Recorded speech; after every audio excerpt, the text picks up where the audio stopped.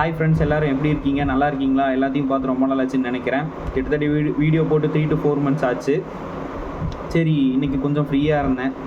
சரி, மக்களுக்காக, நம்ம விவசாய மக்களுக்காக ஒரு பயனுள்ள சில கருத்துக்கள் சொல்லலான்ட்டு இன்றைக்கி இந்த வீடியோ போடுறேன். இப்போ என்னென்னா, வெயில் காலத்துக்கு தக்காளி செடியில் அப்போர்ட் லீஃப் கர்ல் வைரஸ், முசக்காது நோய், முருவான் அப்படின்னு சொல்லுவோம். பொதுவாக வைரஸுக்குன்ட்டு பெருசாக மருந்து இது வரைக்கும் கண்டுபிடிக்கல. எல்லோரும் சில டானிக்ஸ் யூஸ் பண்ணியும் சில இன்செக்டிசைட்ஸ் யூஸ் பண்ணியும் தான் அதை தடுத்துட்டு வராங்க. அதாவது பரவறதை இன்செக்டிசைட்ஸ் யூஸ் பண்ணி நம்ம கண்ட்ரோல் பண்ணலாம். பட் என்னென்னா, அதுக்கு முழுமையான தீர்வு கிடையாது வைரஸ்க்கு. ஆக்சுவலாக இது வரைக்கும் யாரும் கண்டுபிடிக்கல. ஓகே, சரி, இந்த வைரஸ் வந்துச்சுன்னா இதிலிருந்து தக்காளி செடி எப்படி மீட்டு கொண்டு வர்றது அப்படிங்கிற ஒரு பிரச்சனை வருது. இது எப்படி நம்ம கையாளலாம் அப்படின்னு பார்த்துட்டிங்கன்னா, ஃபிஷ் அமினோ ஆசிட் அப்படின்ட்டு ஒரு கான்செப்ட் இப்போது ட்ரெண்ட் ஆகிட்டு வருது. அது ஓரளவு பரவாயில்ல, நல்லா தான் இருக்குது ரிசல்ட்டு. இப்போ நம்ம கம்பெனிஸ், பெஸ்டிசைட்ஸ் கம்பெனிஸில் சில டானிக்ஸ் யூஸ் பண்ணலாம், ஓரளவுக்கு நல்லா இருக்குது. எக்ஸாம்பிள்ஸ் பார்த்துட்டிங்கன்னா, பேயர் கம்பெனியில் ஆம்பிஷனு, சின்ஜென்டாவில் இசோபியன் குவான்டிஸு, அந்த மாதிரி டானிக் யூஸ் பண்ணலாம். அப்படி இல்லைன்ட்டா இன்னொரு டைப்புன்னு பார்த்துட்டிங்கன்னா, ஆல்கல் எக்ஸ்ட்ராக்ட்னு சொல்லுவோம். கடல் பாசி யூஸ் பண்ணி சில டானிக்ஸ் தயாரிக்கிறாங்க, அதுவும் நல்லா தான் இருக்குது. சரி, இதெல்லாம் போட்டு இதெல்லாம் நம்ம கமர்ஷியலாக கடையில் வாங்கி நம்ம யூஸ் பண்ணி பயனடைஞ்சிட்ருக்கோம். இப்போ நம்மளே வீட்டிலே ஒரு தோட்டத்திலே ஒரு டானிக் தயாரித்து அதை யூஸ் பண்ணி பயனடைகிறது எப்படின்னு நான் சொல்கிறேன். ஃபிஷ் அமினோ ஆசிட் கொஞ்சம் பரவாயில்ல. ஏன்னா அந்த ஃபிஷ்ஷோட ஸ்மெல்லுக்கு பூச்சியும் வராமல் இருக்குது.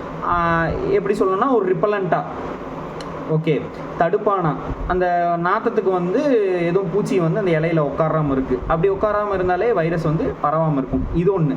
அப்புறம் இன்னொன்று பார்த்துட்டிங்கன்னா, ஃபிஷ் அமினோ ஆசிட்ஸில் அமினோ ஆசிட்ஸ் நிறையா இருக்குது. பொதுவாக அமினோ ஆசிட்ஸ் நிறையா பிளான்ட்ஸுக்கு தேவை. இருந்துச்சுன்னா தான் கொஞ்சம் ஸ்ட்ரெஸ் ரிலீஃப் ஆகும். டெம்பரேச்சர் மூலிமா வரக்கூடிய ஸ்ட்ரெஸ்லேருந்து கொஞ்சம் ரிலீவ் ஆகும். சரி, இது எப்படி தயாரிக்கலாம் அப்படின்னு நான் சொல்கிறேன்.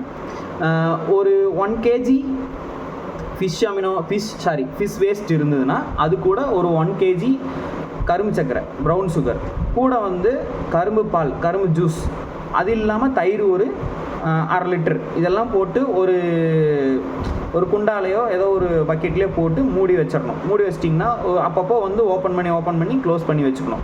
கொஞ்ச நாள் ஆச்சுன்னா என்ன ஆகும்னா, ஒரு 30 to 40 டேஸில் அது ஒரு மாதிரி மக்கி நல்லா ப்ரௌனிஷ் கலரில் வந்துடும். ஒரு நல்லா வாசமாக இருக்கும். ஸ்மெல் பண்ணாலே இந்த பஞ்சாமிர்தம் வாசம் மாதிரி வரும். அதை என்ன பண்ணணும்னா, எடுத்து முடிஞ்ச அளவுக்கு நல்லா லிக்விட் ஃபார்முக்கு கொண்டு வரணும். சால்யூபிள் கான்சன்ட்ரேஷன் அந்த ஃபார்முக்கு கொண்டு வந்துட்டு, எப்படின்னா தண்ணியில் ஊற்றுனா நல்லா கரையிற மாதிரி அடைக்காமல் அந்த ஃபார்முக்கு கொண்டு வந்துட்டு நல்லா ஃபில்டர் பண்ணலாம். ஃபில்டர் பண்ணி எடுத்து அதே ஸ்ப்ரேயரில் ஊற்றியும் ஸ்ப்ரே பண்ணலாம். இல்லைன்னா நல்லா கிரைண்டு பண்ணி நல்லா மிக்சர் பண்ணி நல்லா அரைச்சி நல்லா தண்ணி ஃபார்முக்கு கொண்டு அப்படியும் யூஸ் பண்ணலாம்.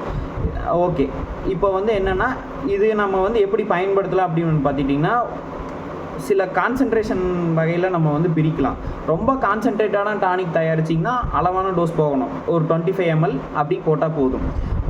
நீங்கள் சும்மா நல்லா டைல்யூட் பண்ணி தயாரிச்சிருந்தீங்கன்னா, உங்கள் ஃபிஷ் அமினோ ஆசிட் நல்லா டைல்யூட்டடாக இருந்துச்சுன்னா 100 ml வரையும் போடலாம் பெர் டேங்க். 10 லிட்டர் தண்ணி வரையும் அந்த 100 ml கலக்கலாம். இது கொஞ்சம் டைல்யூட்டு இல்லாமல் கான்சன்ட்ரேட்டட் இருந்ததுன்னா ஒரு 25 ml கலந்துக்கலாம் பெர் டேங்க் 10 லிட்டர் தண்ணிக்கு. இதை போட்டு நம்ம ஸ்ப்ரே பண்ணும் போது என்ன ஆகுதுன்னா, கொஞ்சம் ஸ்ட்ரெஸ் ரிலீஃப் ஆகுது செடி.